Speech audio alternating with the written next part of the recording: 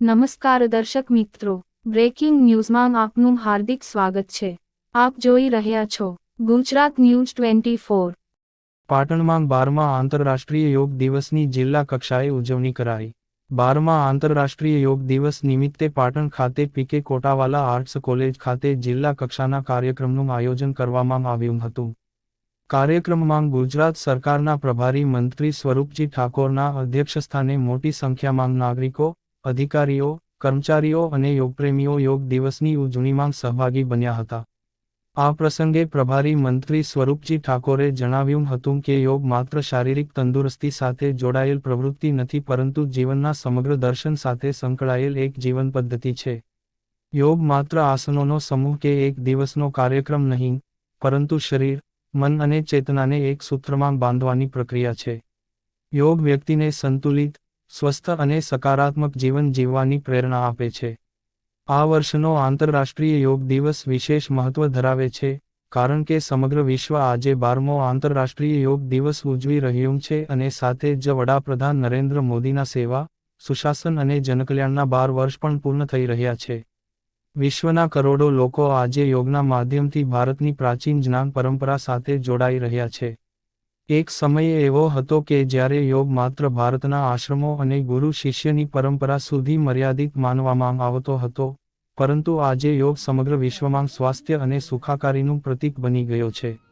આ વર્ષના આંતરરાષ્ટ્રીય યોગ દિવસની theme, yoga for healthy ageing, અંગે તેમણે જણાવ્યું હતું કે માત્ર લાંબુ જીવન જીવવું પૂરતું નથી, પરંતુ જીવન સક્રિય, સ્વસ્થ અને આનંદમય હોવું જરૂરી છે।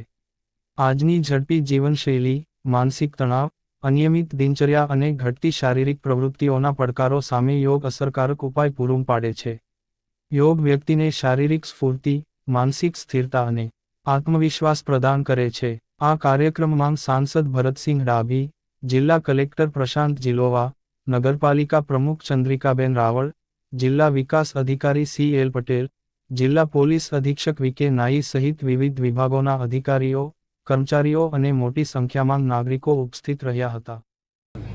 યોગ દિવસ આજે સમગ્ર દુનિયાની અંદર યોગ દિવસ મનાવી રહ્યા છીએ અને જ્યારે 12મો યોગ દિવસ મનાવવા જઈ રહ્યા છે ત્યારે ખુશીનો દિવસ આજે છે કે આપણા વડાપ્રધાન શ્રી નરેન્દ્રભાઈ મોદી સાહેબ પણ સુશાસનના 12 વર્ષ પૂર્ણ કરી અને આજે સમગ્ર દેશની અંદર આજે 21 જૂનના યોગ દિવસ મનાવી રહ્યા છે।